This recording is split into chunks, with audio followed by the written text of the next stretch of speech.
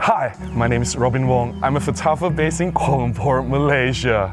Hi, my name is Matti Peter. I'm also a photographer and currently based in Kuala Lumpur, Malaysia as well. Very happy to have you again, Matti. Thanks, Robin. And today we're going to talk about how to improve your photography without upgrading gear. Let's do this.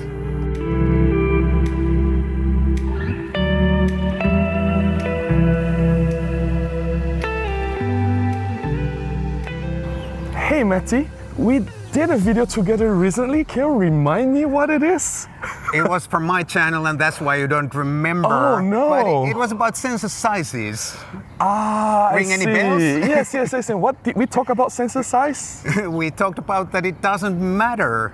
I see, yes. There are more things that's more important than sensor size. Yes. I'll put a link to the video up here. Please check it out. It's a video that me and Matti did together. We discussed about why sensor size doesn't really matter in photography. And today we're gonna dive in a little bit deeper and we're gonna talk about why gear doesn't really matter. And there's a lot more ways and we're gonna share tips on how to improve your photography. Without buying new gear. Yes. Tip number 1, master your basics. I believe that the fundamentals for photography is very important. Every single camera will have the 3 important parameters: ISO, shutter speed, and aperture. I find a lot of newcomers to photography, the beginners, they get a new camera and they immediately want to do the advanced stuff. They want to take fantastic photos without understanding how the shutter speed, aperture, and ISO work.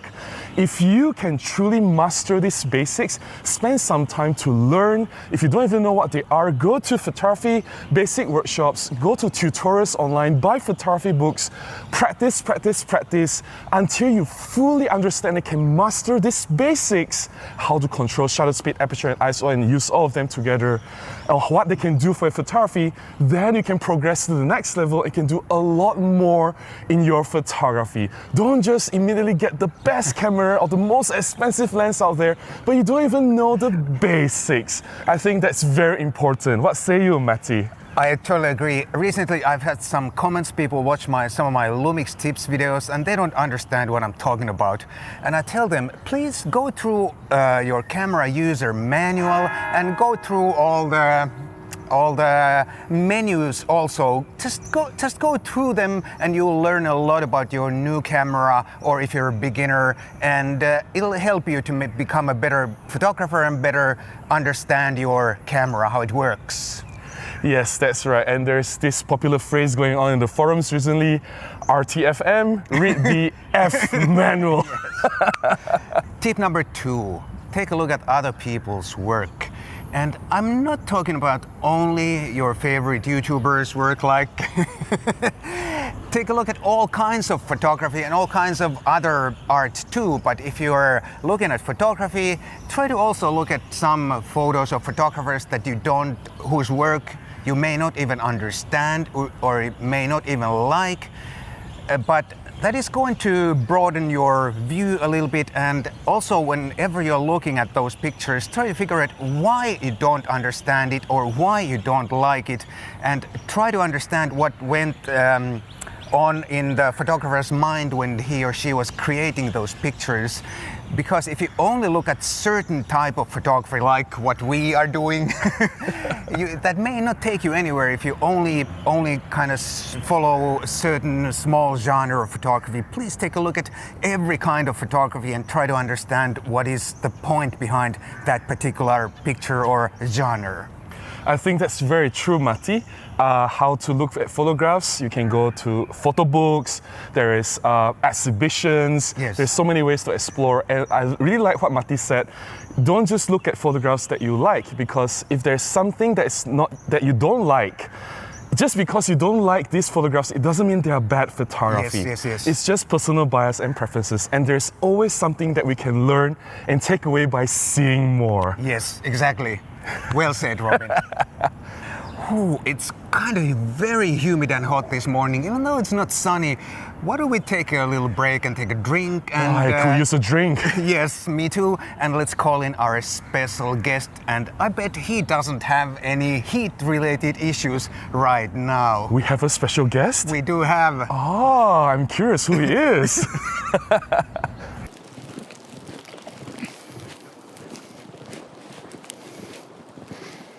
Hi guys. As you see, the weather is a little bit different than it is in Kuala Lumpur. Hi, it's Peter here, and so happy to be on Robin's channel. Hope your cold drinks are really good. You guess that I'm going to have something else to drink than cold drinks after this. My tip is traveling. Everyday life is always kind of like a distraction if you want to concentrate on photography. And if you just wander around at your hometown or the place where you live, like I'm right now, I live in the houses behind there, and going outdoors is always a good idea, but going a bit further than your hometown, travel to the next town, travel to the other side of the country, travel abroad.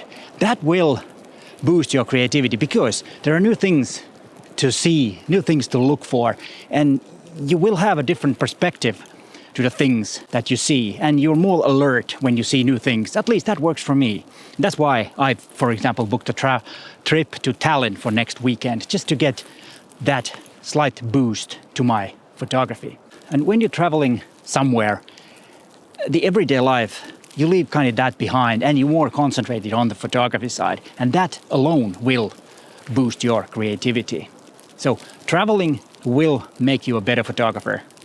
Of course, you need to be alert and you need to be curious when you go out. I always keep saying outdoors, when you go abroad. But like I said in the beginning, you don't need to go abroad. It could be the other side of the town where you live, the other side of the city. It could be the next city to you. But do not always photograph the closest place that you live. Of course, sometimes you just cannot go anywhere. But if you have the possibility, travel. That will make your creativity or give it a boost. Just a minute. Yeah, okay, now Matti and Robin is back from the drinks, and now it's my turn to have a drink. But I will have a warm drink because the weather is a bit different. Yeah, it's snowing, but it's not that cold actually. It's only like -4, but the wind makes it not very pleasant. So I'm gonna have a drink and go out indoors.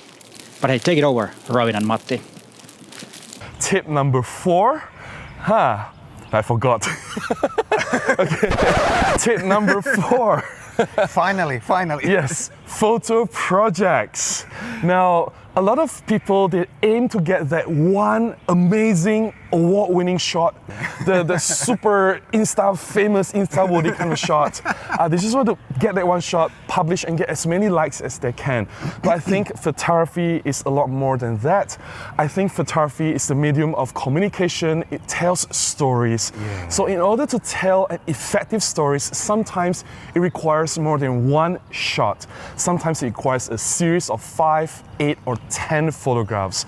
So this is what myself, Matti, we have been doing this whenever we go out for a street photography session or when we do something related to photography, we will do a series of photographs. It can be a project, it can be a long-term project that runs for 6 months or 1 year, or it can be a mini project that runs for just maybe 1 hour or 2 hours photo sessions. Just look for consistent shots, plan how you're gonna establish the location, what you want to say in the photographs.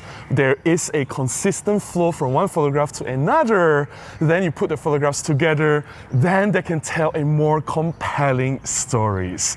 Now, speaking of photo projects, I believe it is also related to the workshop which Matti and Peter are going to conduct, right? Can you tell us a bit more about photo projects? Indeed, it is related to our workshop, and photo project or telling a story with multiple photos, that's the whole idea behind our workshop. And it's very important, like Robin said, in the end, it's relatively easy to capture that one pretty good or even awesome picture. But once you are telling a story, you have to think so far more like ahead and think what you are trying to say with these pictures, and you have to have different like a wide establishing shot, a detail shot, and also it comes down to putting together the right pictures or curating. Curation, yes. So there are so many more aspects, and it's so much more challenging, and it also makes you a better photographer once you start doing that. Tip number 5. I mentioned earlier to take a look at other people's photos or photographers' work, but I think it's also a really good idea to take a look at other types of art like paintings, drawings, and all kinds of art, even music or movies, because they can give you a lot of inspiration. And paintings also start with sort of like, or literally with blank canvas. You got it right. Yes, and the painter is painting the light with a brush. And when we take out our camera, we paint the light with our camera, sort of. It's very poetic. Yes. I'm getting poetic here. Anyway, and I love to look at the paintings and drawings, and I like to draw myself a little bit too. Not very good, but still. Wow, I must see those paintings one day. No, drawings. Oh yeah. So it's going to teach you a lot about composition, how to use colors and tonality and everything. It's a very good idea, and it's going to broaden your view again. I think that's very true, Matti. Art exists in different forms and media. Like what Matti said is in painting. I myself love music, so I have a lot of singer-songwriter friends. I follow them around. I see how they work. I learn from them. And as we appreciate art in all these different forms, we can somehow take what we learn, a little bit from there, inspiration there and here, and we infuse them in our photography, and we take it to the next level. That's how photography or any art, they don't just happen. You need some inspiration, some spark to make it work. I believe that's it, right? Yeah. And especially if you have a chance to follow another artist's workflow or the way of working, you can learn a lot, like you said, how they think and how the art comes together, and maybe you can take something out of that to your own photography. Yes. Technical things are important in photography. Of course, we all love our gear and cameras and lenses, but there are so many more things that are so much more important than sharpness, high ISO, noise, and whatever there are, bokeh and... Sensor size. Yes, sensor size. Good point. That's very true, Matti. And we have shared 5 tips for you to try, and which I believe will be very effective to upgrade or up your game in photography without buying that very expensive camera or lens or upgrading your gear. I hope you found this beneficial. If you want more tips on photography in general, please follow Matti. And Robin too. He has an excellent channel. And also don't forget our surprise guest, Peter. Yes, he also has a fantastic YouTube channel sharing tips and tricks on photography in general, not just on how to use gear. I believe what we are doing here will encourage you to shoot more, bring your camera out and get more photographs, and I believe at the end of the day, it is the photographs that matter. Exactly. All right, please enjoy photography. Enjoy photography, take out your camera, go out and take some photos. Bye-bye. Bye-bye.